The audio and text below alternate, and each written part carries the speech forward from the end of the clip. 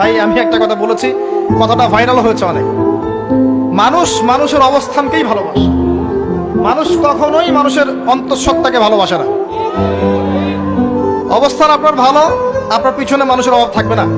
আজকে আপনার ক্ষমতা আছে, পাওয়ার আছে, খ্যাতি আছে, ইত্যাদি আছে, মানুষ দেখবেন পিছনে ঘুরঘুর করছে, ঘুরঘুর করছে, এবং এরা কিন্তু সবাই সবার স্বার্থেই ঘুরঘুর করছে।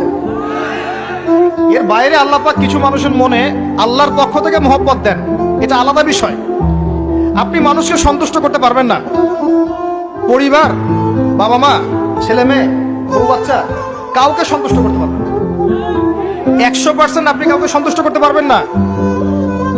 সারা জীবন করে যাবেন, আপনার বিরুদ্ধে অভিযোগ থেকেই যাবে।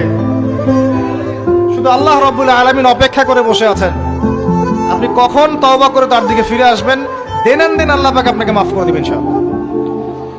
আল্লাহ পাক বলেছেন শোনেন, ইল্লা মান তাবা, যে অনেক গুনাহ করেছে, শিরক করেছে, জিনা করেছে, মদ খেয়েছে, বেদাত করেছে, হারাম খেয়েছে, আল্লাহ পাকের অবাধ্য হয়েছে, নামাজ পড়ে নাই, যাকাত দেয় না, ইত্যাদি ইত্যাদি অনেক অন্যায় করেছে,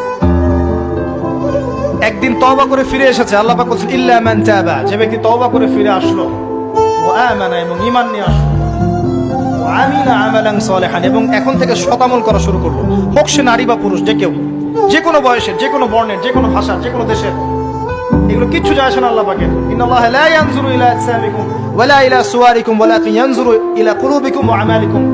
আল্লাহ পাক শুধু কলব দেখেন, আমল দেখেন, রক্ত মাংস বর্ণ এগুলো দেখেন না। আল্লাহ পাক ফিরে এসেছে, আমল, ঈমান এনেছে, আমল সালেহ করেছে। আল্লাহ পাক বলেছে উলাইকা, এরাই তারা, ইউবাদদিলুল্লাহু সাইয়্যাতিহিম হাসানাত, এরাই সেই ব্যক্তি যাদের সমস্ত গুনাহকে আমি আল্লাহ নেকি দিয়ে পরিবর্তন করে দেব। আল্লাহ অপেক্ষা করছেন আপনার জন্য।